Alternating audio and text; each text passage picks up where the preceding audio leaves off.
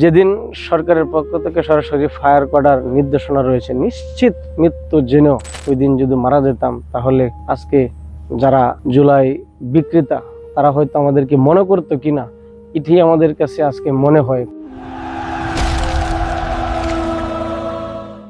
জুলাই আন্দোলনে অংশগ্রহণ করার মূল কারণ ছিল যে আপনারা জানেন যে 2018 সালের ঐতিহাসিক কোটা সংস্কার আন্দোলনকে কেন্দ্র করেই 24-এর কোটা আন্দোলন। যেহেতু আমি গণ অধিকার পরিষদের রাজনীতির সাথে জড়িত, আপনারা জানেন 2018 সালে এই কোটা সংস্কার আন্দোলনের নেতৃত্ব দিয়েছিল ডাকসুর সাবেক বিপি গণ অধিকার পরিষদ সভাপতি নুরুল হক নূর ভাই। আমি যদি ওনার রাজনীতির সাথে জড়িত, তাই এই ওনার নির্দেশনা শুরু থেকে জুলাই আন্দোলন যখন 2024 সালে শুরু হয়েছিল, তখন বিভিন্ন গ্রুপে ওনার পক্ষ থেকে যে একটি মেসেজ, যে বিভিন্ন জেলা এবং বিশ্ববিদ্যালয় পর্যায়ে আপনারা যে কয়জন আছেন আমাদের প্রতিনিধি, এক একটা জেলাতে 2, 4, 10, 5, 20 জন যে কয়জন হন, আপনারা সাহস করে দাঁড়িয়ে যান। আপনারা যদি সাহস করে দাঁড়িয়ে যান, তাহলে সাধারণ শিক্ষার্থীরা আন্দোলনে অংশগ্রহণ করতে এবং নেতৃত্ব দিতে তারা অনেকটাই সাহস পাবে এবং স্বাচ্ছন্দ্য বোধ করবে। সেই জায়গা থেকে আমাদের যে প্ল্যান, উজ্জ্বল ভাই, অভি ভাই সহ আমাদের ছাত্র প্রতিনিধিরা আমরা একটা অনলাইন মিটিং করি। সেই জায়গাতে যে আমরা যদি প্রথম স্টার্ট করি, তাহলে তো সাধারণ ছাত্ররা এখানে উৎসাহিত হবে এবং সাহস পাবে। এভাবেই আমরা অনলাইন মিটিং এবং অফলাইন মিটিং নিজের মাঝে করে কিন্তু আমরা সিদ্ধান্ত নিই যে 6 জুলাই আনুষ্ঠানিকভাবে আমরা দাঁড়াবো। এই ঘোষণা দেওয়ার পর আমরা বিভিন্ন জনের মাধ্যমে যোগাযোগ করে আমরা আগামীকাল কিশোরগঞ্জে প্রোগ্রাম করব। যারা থাকতে পারো তারা থাকবা। আমাদের একটা দীর্ঘমেয়াদী পরিকল্পনা ছিল যে আমরা ধীরে ধীরে আন্দোলনটা কন্টিনিউ করব। আমাদের অনেকেই 2-1 জনের রয়েছে, যেমন উজ্জ্বল ভাই, ওনাকে সেটিং দেওয়া হয়েছিল যে উনি আন্দোলনের সামনের সারিতে আসবে না, অর্থাৎ আন্দোলনে সরাসরি যুক্ত হবে না। উনি শহরের বিভিন্ন কলেজ স্কুল থেকে, এবং যেহেতু একটা বিশ্ববিদ্যালয় রয়েছে, উনি যেহেতু গুরুদয়ালের ছাত্র, ওনার বিভিন্ন ফ্যান সার্কেলের মাধ্যমে সাধারণ শিক্ষার্থীকে এই আন্দোলনের সাথে অ্যাড করবে।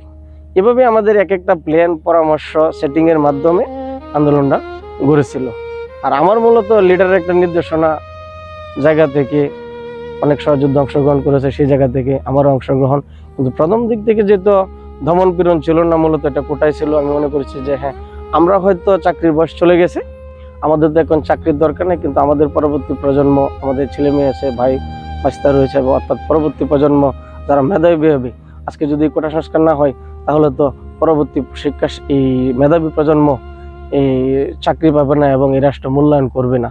সেই জায়গা থেকে আগামী রাষ্ট্রের চিন্তা করে, মেধাবীদের চিন্তা করে কিন্তু আমি আন্দোলনে অংশগ্রহণ করেছি। এই আন্দোলনের সবচেয়ে ভয়াবহ স্মৃতি 14 জুলাই। যেহেতু প্রশাসনের সংখ্যা 250 থেকে 300, আমরা মাত্র 17 থেকে 18 জন।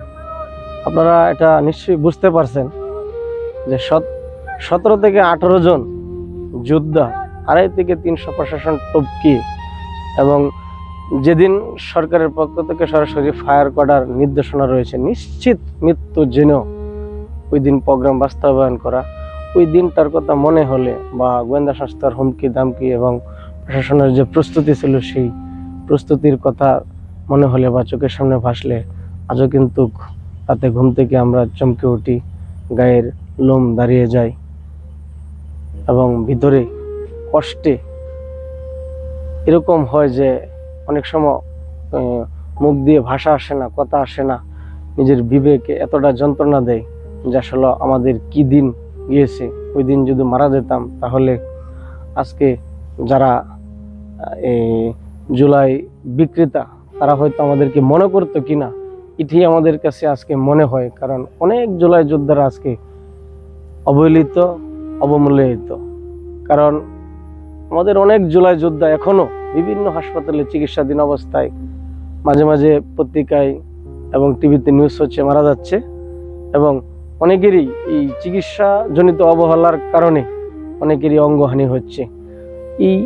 এই নিউজগুলি যখন আমাদের সামনে আসে, তখন কিন্তু আমাদের ওই স্মৃতিগুলি মনে হয়, আমরাও যদি ওই দিন অঙ্গহানি হতো অথবা মারা যেতাম, তাহলে আমাদেরও হয়তো আজকে এভাবে অনেকেই স্মরণ করতো না। তবে আমি বর্তমান সরকারের প্রতি আবারও আহ্বান রাখবো, এই জুলাই যোদ্ধা এবং জুলাই পরিবারকে শুধু যে মাসে 20,000 টাকা, 15,000 টাকা, 10,000 টাকা ABCD ক্যাটাগরিতে ভাগ করা হয়েছে, এই মাসিক ভাতা দিয়ে কিন্তু তাদের মূল্যায়ন যেন শেষ না হয়।